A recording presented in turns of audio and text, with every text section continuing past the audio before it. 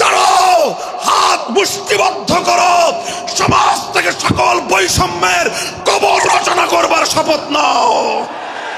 হে হতাশাগ্রস্ত জাতি, আসো আল কোরআনের কাছে, আমরা তোমাদেরকে মুক্তির বার্তা শোনাই, আমরা তোমাদেরকে সান্ত্বনার বাণী শোনাবো। আসো, হাতে হাত রাখি, সমস্ত বৈষম্য, জুলুম, স্বৈরতন্ত্রের কবর রচনা করে আল্লাহর কোরআনের সমাজ গড়বার জন্য হাতে হাত রাখি।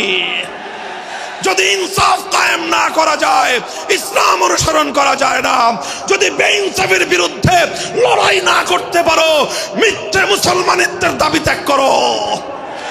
তুমি যদি ইনসাফের জন্য যুদ্ধ করতে না পারো, তুমি যদি বৈষম্যের বিরুদ্ধে লড়াই করার হিম্মত না রাখো, মুসলমানের মিথ্যা দাবি করা ভণ্ডামি ছাড়া কিছুই নয়। আর সর্বোপরি যদি একটি বৈষম্যহীন সমাজ গড়বার জন্য শাহাদাতের রক্ত দিতে হয়, আবু সাঈদদের মতো বৈষম্যের বিরুদ্ধে বুক পেতে দিয়ে জীবন দেওয়ার জন্য শপথ নিতে হবে। কোরআনে পাকের এক একটা আয়াত, কোরআনের এক একটা বিধান আল্লাহর জমিনে বাস্তবায়ন করার জন্য আমাদের জীবন যৌবনের বাজি লাগায় দিতে হবে, বাজি লাগায় দিতে হবে ইনশাআল্লাহ। ইনসাফ কায়েম করতে গিয়ে ছুরি যদি নিজের সন্তানের হাতের উপর দিয়ে যায়, সে হাত স্তব্ধ হয়ে যাবে না, সে হাত থমকে দাঁড়াতে পারবে না। যেখান দিয়ে ইনসাফ যাবে সেখান দিয়ে ইনসাফকে চালিয়ে দিতে হবে। এই সমাজ, এই জমিন এখন বিপ্লবী চায়। সে বিপ্লব আব্রাহাম লিঙ্কনের আদর্শের বিপ্লব নয়, সে বিপ্লব কার্ল মার্কস, মাও সেতুং আর লেনিনদের বিপ্লব নয়। বাংলার মাটি আরেকটা বিপ্লব দেখতে চায়, সে বিপ্লব হবে আল কোরআনের বিপ্লব, সে বিপ্লব হবে ইসলামী সমাজ গঠনের বিপ্লব। সেই বিপ্লবের জন্য 2000 যুবক নয়, যদি 2 লক্ষ যুবকের তাজা বুকের শাহাদাতের রক্তের প্রয়োজন হয়, সে রক্ত দেওয়ার জন্য শহীদ ঈদগাহে কারা কারা জমায়েত হবে, কারা কারা জমায়েত হবে। হ্যাঁ, এটা শুধু কথার কথা না, শপথ। এটা কথার কথা না, শপথ। এটা অঙ্গীকার। কার সাথে? কার সাথে? যেই অপরাধ করে মন্ত্রীর দুলাভাই ছাড়া পেয়েছে, যেই অপরাধ করার পরে এমপির শালার শাস্তি হয় নাই, যেই অপরাধ করার পরে শিল্পপতির বিচার হয় নাই, যেই অপরাধ করার কারণে রাজনৈতিক নেতার কোনো বিচার হয় নাই, একই অপরাধ দুর্বল, গরিব, অসহায় মানুষ করার পরে তার উপর আইনের শাসন 100 ভাগের জায়গায় 200 ভাগ বাস্তবায়ন করা হয়।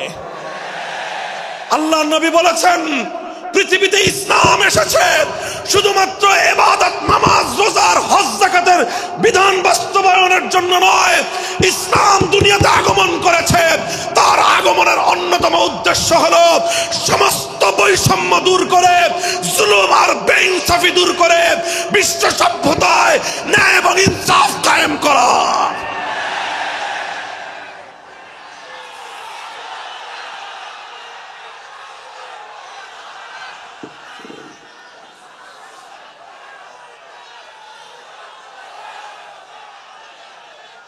মনে রাখবেন, বৈষম্যহীন সমাজ গড়া এটা শুধু বৈষম্য বিরোধী ছাত্র নেতৃবৃন্দের দায়িত্ব নয়। বৈষম্যহীন সমাজ গড়া এটা শুধুমাত্র বৈষম্য বিরোধী ছাত্র নেতৃবৃন্দের দায়িত্ব নয়। বৈষম্যহীন সমাজ গড়া সর্বপ্রথম আল কোরআনের সৈনিকদের দায়িত্ব। বৈষম্যহীন সমাজ গড়া সর্বপ্রথম আল্লাহর নবীর সত্যিকার উম্মতদের দায়িত্ব। ওঠো, দাঁড়াও, হাত মুষ্টিবদ্ধ করো, সমাজ থেকে সকল বৈষম্যের কবর রচনা করবার শপথ নাও। মুহতারাম হাজিরিন, কথাটা খুব জায়গা লক্ষণীয়, শোনার বিষয়। যারা একটা বৈষম্যহীন সমাজ দেখতে চাও, যারা জুলুম এবং অত্যাচারে অতিষ্ঠ হয়ে গিয়েছ, যাদের জীবনকে এই ধরনের অন্যায়, অবিচার, জুলুম, শোষণ, স্বৈরতন্ত্র যাদের অন্তর হৃদয়কে জ্বালিয়ে পুড়িয়ে ছারখার করে দিয়েছে, হে হতাশাগ্রস্ত জাতি, আসো আল কোরআনের কাছে, আমরা তোমাদেরকে মুক্তির বার্তা শোনাই, আমরা তোমাদেরকে সান্ত্বনার বাণী শোনাবো। আসো হাতে হাত রাখি, সমস্ত বৈষম্য জুলুম স্বৈরতন্ত্রের কবর রচনা করে আল্লাহর কোরআনের সমাজ গড়বার জন্য হাতে হাত রাখি। দেখেন আল্লাহ পাক রব্বুল আলামিন যুগে যুগে যত নবী রাসূল প্রেরণ করেছেন, যুগে যুগে যত আসমানি কিতাব আল্লাহর পক্ষ থেকে অবতীর্ণ হয়েছে, কেন হয়েছে? শুধুমাত্র মুসল্লিদের সমাজ গড়বার জন্য নয়, শুধুমাত্র রোজাদার সমাজ গড়ার জন্য নয়, অবশ্যই কোরআন এবং কিতাব নাজিল হয়েছে নামাজের জন্য, অবশ্যই কোরআন এবং কিতাব নাজিল হয়েছে রোজা হজ যাকাত সহ আল্লাহ পাকের যাবতীয় বিধান সমাজে বাস্তবায়ন করার জন্য। তবে একমাত্র এটাই উদ্দেশ্য নয়, বরং সমস্ত কিতাব সমস্ত নবী রাসূল দুনিয়াতে আগমন করার অন্যতম একটা মৌলিক লক্ষ্য।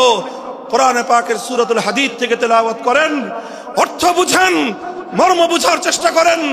লাকাদ আরসালনা রুসুলানা বিল বায়িনাতি ওয়াল হুদা ওয়া আনজালনা মাআহুমুল কিতাবা ওয়াল মিজান লিয়াকুমান নাসু বিল কিসত। আল্লাহ কোরআন বলছে যে আমি নবী রাসূল পাঠিয়েছি, আসমান থেকে যুগে যুগে কিতাব নাজিল করেছি। এই সব কিছুর অন্যতম একটা উদ্দেশ্য হলো লিয়াকুমান নাসু বিল কিসতি। কোরআন নাজিলের উদ্দেশ্য, নবী প্রেরণের উদ্দেশ্য, শরীয়ত প্রেরণের উদ্দেশ্য, ধর্ম প্রেরণের উদ্দেশ্য হলো, অন্যতম উদ্দেশ্য হলো লিয়াকুমান নাসু বিল কিসতি। মানব সমাজ থেকে অন্যায়, অবিচার, জুলুম, শোষণ দূরীভূত করে ন্যায় এবং ইনসাফ কায়েম করা, এটাই হলো ইসলামের অন্যতম মৌলিক লক্ষ্য। যদি ইনসাফ কায়েম না করা যায়, ইসলাম অনুসরণ করা যায় না। যদি বেইনসাফের বিরুদ্ধে লড়াই না করতে পারো, মিথ্যে মুসলমানিত্বের দাবি ত্যাগ করো। তুমি যদি ইনসাফের জন্য যুদ্ধ করতে না পারো, তুমি যদি বৈষম্যের বিরুদ্ধে লড়াই করার হিম্মত না রাখো, মুসলমানের মিথ্যা দাবি করা ভণ্ডামি ছাড়া কিছুই নয়।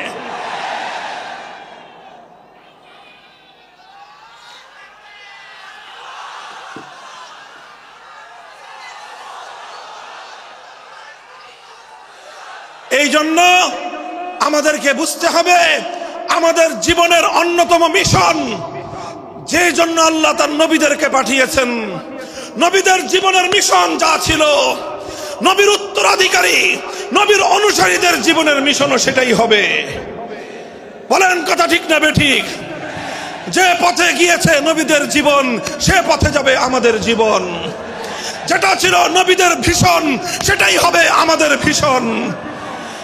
যদি এটাই হয় সত্য কথা, এটাই যদি হয় শপথ, তবে বৈষম্যহীন সমাজ গড়বার জন্য যা করতে হয় তাই করা আমার আর তোমার জিম্মাদারি। যদি সেজন্য আমাদেরকে ঘাম ঝরাতে হয়, ঘাম ঝরানো আমাদের দায়িত্ব। আর যদি সেজন্য চোখের অশ্রু দিতে হয়, চোখের অশ্রু দেওয়া আমাদের দায়িত্ব। যদি সম্পদের কোরবানি করতে হয়, মাল সম্পদের কোরবানি করা, সেটাই আমাদের জীবনের দায়িত্ব এবং উদ্দেশ্য। আর সর্বোপরি যদি একটি বৈষম্যহীন সমাজ গড়বার জন্য শাহাদাতের রক্ত দিতে হয়, আবু সাঈদদের মতো বৈষম্যের বিরুদ্ধে বুক পেতে দিয়ে জীবন দেওয়ার জন্য শপথ নিতে হবে।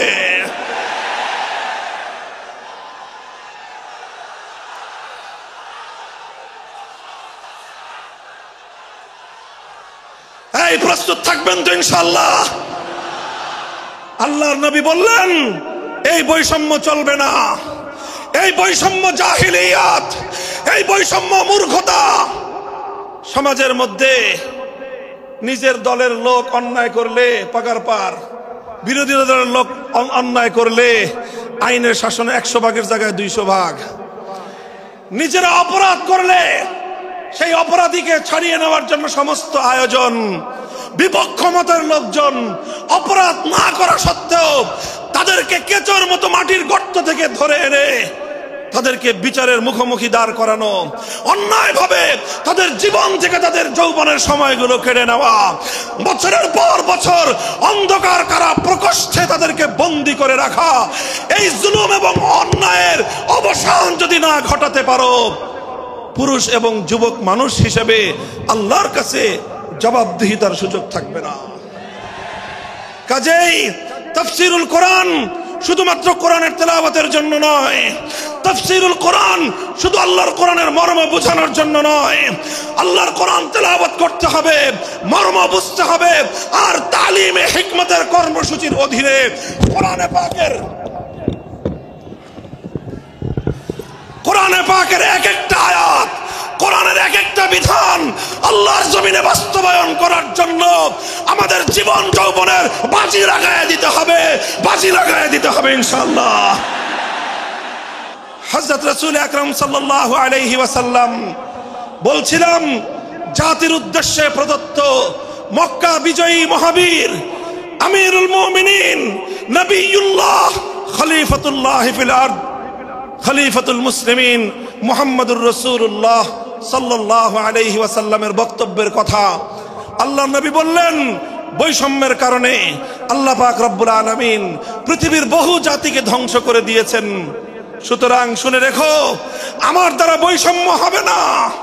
শুধু আমার বংশের লোক দেখে, আমার গোত্রের লোক দেখে, আমার রক্তের আত্মীয়তার সূত্রের কারণে আমি অপরাধ প্রমাণিত হওয়ার পরেও তার উপর কোরআনের বিধান বাস্তবায়ন করব না, এটা আমার দ্বারা সম্ভব নয়।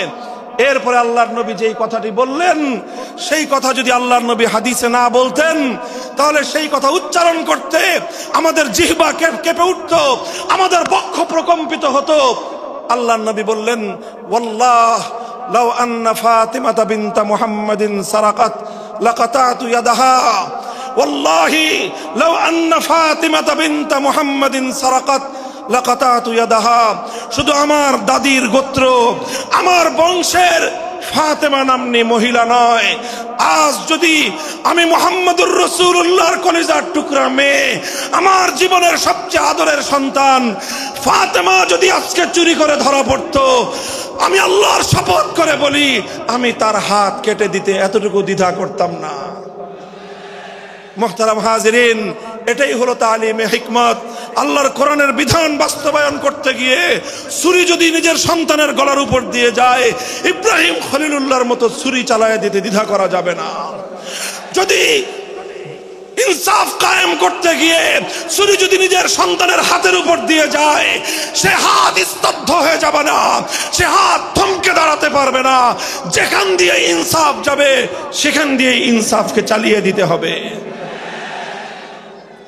রাসূল আকরাম সাল্লাল্লাহু আলাইহি ওয়াসাল্লাম ঘোষণা করলেন, আল্লাহর আয়াত নাযিল হলো, ইয়া আইয়ুহাল্লাযীনা আমানুত্তাকুল্লাহ ওয়া যারু মা বাকিয়া মিনার রিবা ইন কুনতুম মুমিনিন। হে মুমিনগণ, সুদকে তোমরা পরিহার করো যদি ঈমানদার হয়ে থাকো।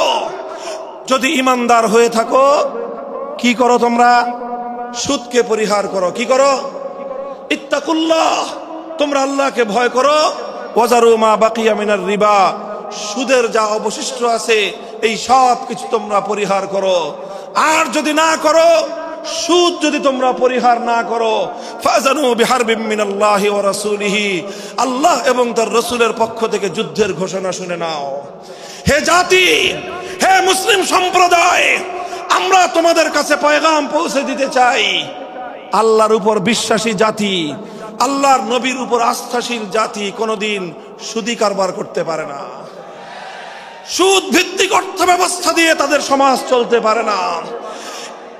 আল্লাহর উপর বিশ্বাসীদের সমাজ যদি হয় সুদ ভিত্তিক, তার অর্থ হলো রাত দিন আল্লাহ এবং তার রাসূলের সঙ্গে তারা যুদ্ধে লিপ্ত। যেই মুসলিম জাতি আল্লাহর সাহায্য নিয়ে বিশ্বব্যাপী বিজয়ী হওয়ার স্বপ্ন দেখে, সে মুসলিম জাতি যদি স্বয়ং আল্লাহর সঙ্গে যুদ্ধে লিপ্ত থাকে, তাদের জীবনেও কল্যাণ এবং বিজয় আসার সম্ভাবনা নাই।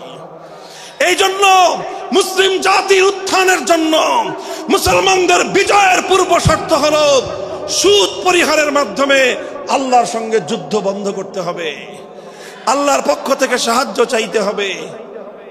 কোরআনের আয়াত, সূরা বাকারার আয়াত, এই আয়াত নাজিল হওয়ার পরে আল্লাহর নবী শুধু তেলাওয়াত করে দায়িত্ব ক্ষান্ত করেন নাই, শুধু সুদের মর্ম বুঝিয়ে নিজের দায়িত্ব ক্ষান্ত করেন নাই। তৃতীয় দায়িত্ব তালিমে হিকমত, সুদকে সমাজ থেকে সমূলে উৎখাত করার উদ্যোগ নিয়েছেন। বলেন সুবহানাল্লাহ।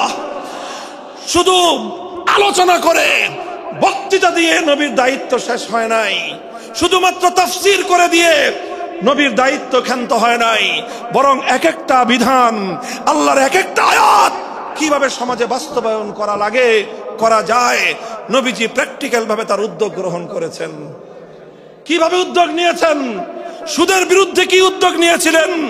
কিতাব উল্টান, হাদিসের কিতাব, বুখারী শরীফের হাদিস, নবীজি ঘোষণা দিলেন, আলা ইন্না রিবাল জাহিলিয়াতি মাওদুউন তাহতা কদামাইয়া।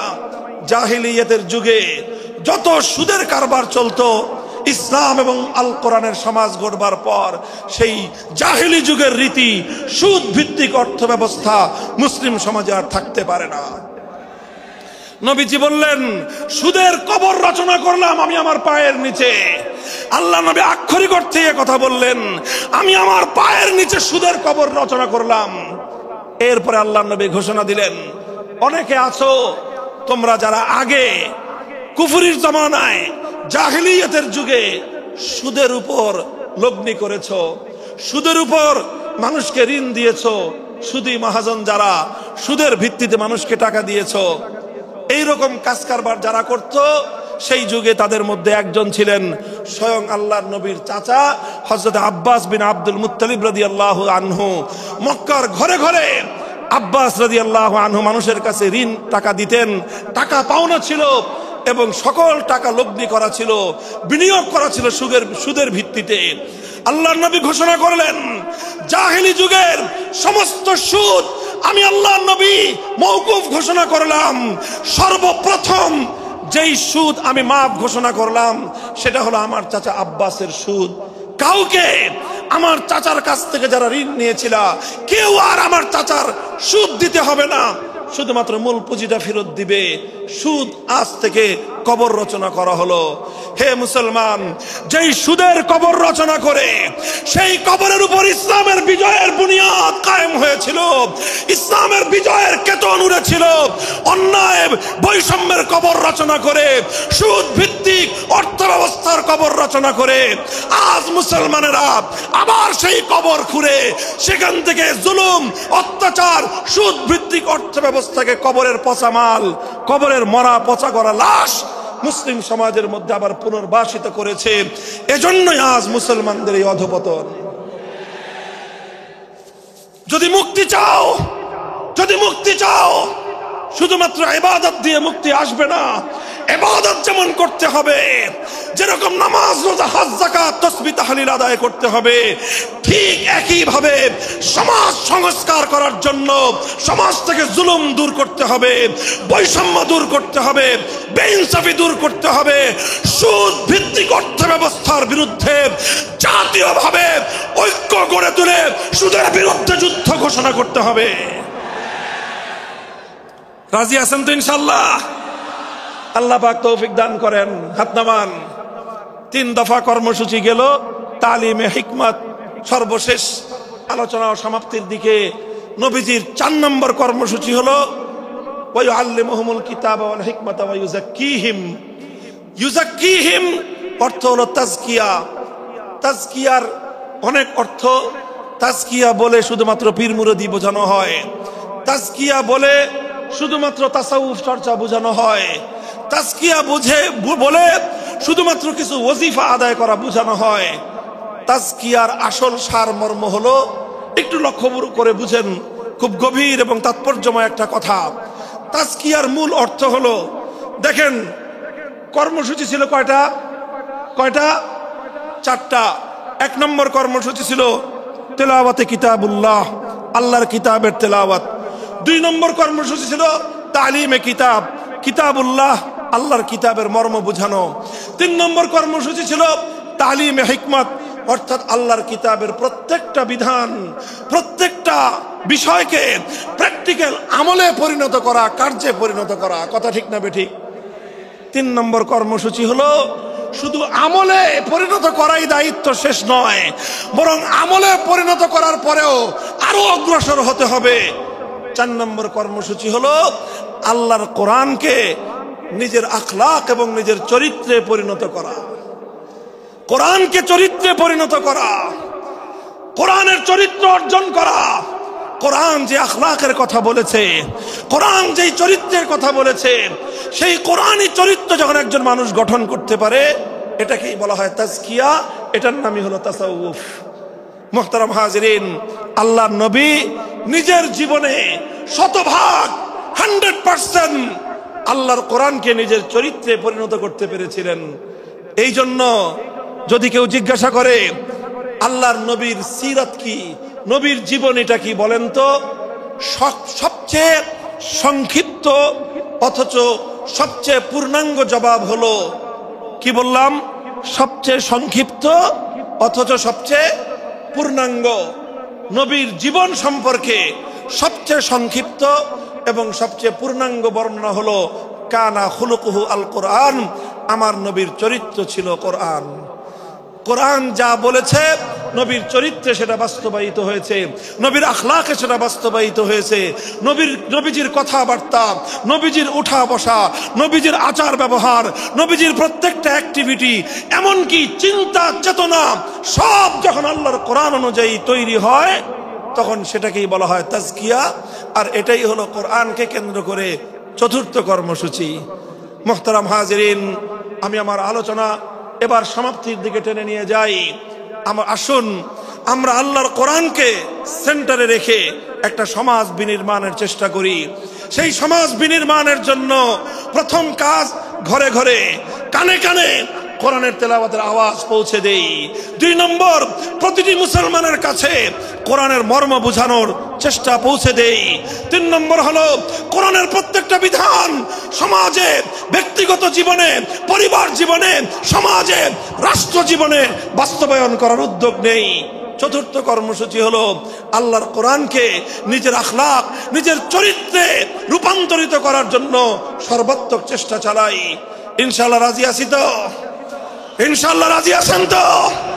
আল্লাহর কোরআন শুধুমাত্র তেলাওয়াত নয়, শুধুমাত্র তাফসীর আর ব্যাখ্যা নয়, এই কোরআনকে বাস্তবে পরিণত করবার জন্য মুসলমানরা যদি উদ্যোগ গ্রহণ করে, আগামীর বিশ্ব হবে ইসলামের বিশ্ব, আগামীর বিশ্ব হবে আল কোরআনের বিশ্ব ইনশাআল্লাহ। বাংলাদেশ বাংলাদেশ বাংলাদেশ নিয়ে আমার আখেরি বার্তা এখন হলো, বিপ্লবের জন্য বাংলাদেশ উর্বর হয়ে আছে। কথা বলেন ঠিক না বেঠিক? বৃষ্টির পানি পড়লে যেভাবে যেভাবে শীতকালের পরে বৃষ্টির পানি পড়ার সঙ্গে সঙ্গে ফসলের মাঠ যেমন চাষাবাদের জন্য উর্বর হয়ে যায়, আবু সাইদ, মুগ্ধ, সিফাত হাসান, এভাবে আমাদের অসংখ্য অগণিত বীর শহীদদের রক্ত ভেজায় বাংলার মাটি এখন ইসলামী বিপ্লবের জন্য উর্বর হয়ে আছে, আল কোরআনের বিপ্লবের জন্য উর্বর হয়ে আছে। এই সমাজ, এই জমিন এখন বিপ্লবী চায়। সে বিপ্লব আব্রাহাম লিঙ্কনের আদর্শের বিপ্লব নয়, সে বিপ্লব কার্ল মার্কস, মাও সেতুং আর লেনিনদের বিপ্লব নয়। বাংলার মাটি আরেকটা বিপ্লব দেখতে চায়, সে বিপ্লব হবে আল কোরআনের বিপ্লব, সে বিপ্লব হবে ইসলামী সমাজ গঠনের বিপ্লব। সেই বিপ্লবের জন্য 2000 যুবক নয়, যদি 2 লক্ষ যুবকের তাজা বুকের শাহাদাতের রক্তের প্রয়োজন হয়, সে রক্ত দেওয়ার জন্য শহীদ ঈদগাহে কারা কারা জমায়েত হবে, কারা কারা জমায়েত হবে। হ্যাঁ, এটা শুধু কথার কথা না, শপথ। এটা কথার কথা না, শপথ। এটা অঙ্গীকার। কার সাথে? কার সাথে? ইনশাআল্লাহ এই শপথ এবং অঙ্গীকারের উপর আমরা আমাদের জীবনের অবশিষ্ট সময়গুলো অতিক্রম করার চেষ্টা করব। করবেন তো ইনশাআল্লাহ? আল্লাহ পাক কবুল করুন, তৌফিক দান করেন। 3 দিন ব্যাপী আজিমুস শান তাফসীরুল কোরআন মাহফিলের এই আয়োজন সার্থক হোক, ইসলামী সমাজ গঠনের জন্য এখান থেকে মানুষ অনুপ্রেরণা নিয়ে ঘরে ফিরুক, ঘরে ঘরে কোরআনের আলো, ঘরে ঘরে কোরআনের তেলাওয়াত, কোরআনের তালিম এবং কোরআনের হিকমতের আমল শুরু হোক। আল্লাহ আমাদের সকলকে গ্রহণ করুন, তৌফিক দান করেন। ওয়া আখিরু দাওয়ানা আলহামদুলিল্লাহি রাব্বিল আলামিন। সুবহানাল্লাহি ওয়া বিহামদিহি, সুবহানাকাল্লাহুম্মা বিহামদিক, আশহাদু আল্লা ইলাহা ইল্লা আনতা, আস্তাগফিরুকা ওয়া আতুবু ইলাইক।